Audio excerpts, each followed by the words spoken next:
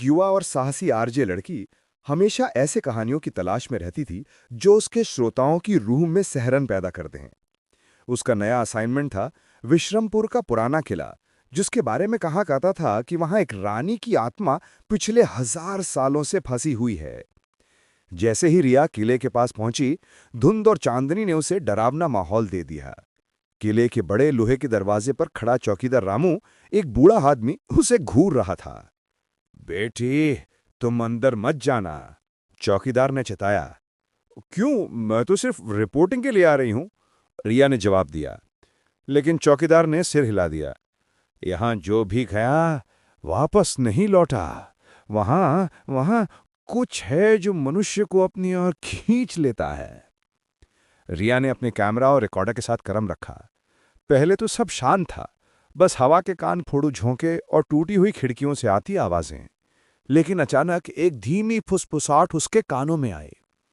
रिया, रिया। रिया का दिल तेजी से धड़कने लगा।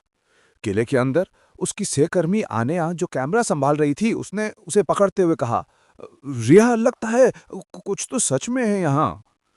पहली भूतिया घटना दरबार हॉल में हुई। हर दर्पण में वो एक राजसी पोशाक वाली महिला को देख सकती थी, जिसकी आंखें खाली और खालीपन से भरी हुई थीं। और फिर आवाज आई, अंततः कोई मेरी बात कहेगा। रिया डर से कांप रही थी, लेकिन उसे अंदर जाने की मजबूरी महसूस हुई। दरबार कक्ष में उसने रानी के खोपड़े जैसी अवशेष और उसके मुकुट को देखा। तभी अचानक रिया का स्वर बदल गया। वो खुद नहीं थी, उसके शब्दों में रानी की बातें, पुरानी घटनाएं, धोखे और युद्ध की कहानी बह रही थी।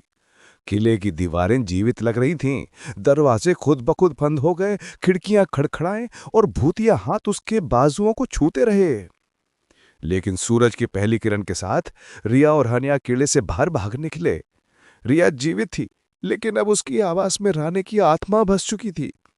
गांव वाले और चौकीदार रामू भी कुछ अजीब महसूस कर रहे थे। रिया की आंखों में कुछ पुराना शाश्वत दर्द झलक रहा था। स्टूडियो में जब रिया रिकॉर्डिंग बजाई, तो आवाज केवल उसकी नहीं थी, उसमें रानी की आभा और आदेश स्पष्ट सुनाई दे रहे थे।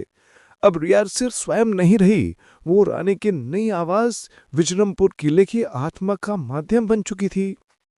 राहत के सन्नाटे में जब कोई आसपास नहीं होता, फुसफुसाहट फिर से आती, बोलो, मेरी कहानी सुनाओ, अब और हमेशा। रिया मुस्कुराई, लेकिन उसकी आंखों में अब 1000 साल की उदासी और शक्ति दोनों झलक रही थी।